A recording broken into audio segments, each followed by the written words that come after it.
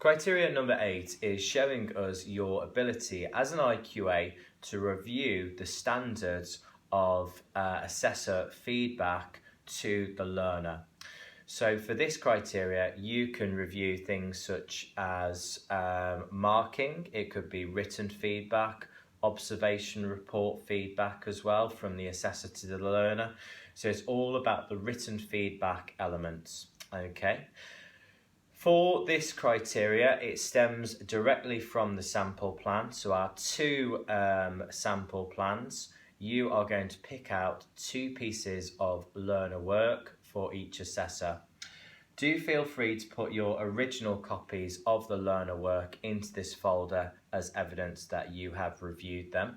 And you are going to complete 2 feedback forms, one for each assessor. On the form, you can comment on whether the feedback is perhaps positive, does it meet the correct standards, are there any areas for development that you as an IQA can think about and provide them with feedback. Once you have filled in one of these forms, I would like for you to have that conversation with your assessor to provide them feedback on their standard of their written feedback or marking. And there is an IQA and assessor signature just at the bottom. So that's very important to record that as well.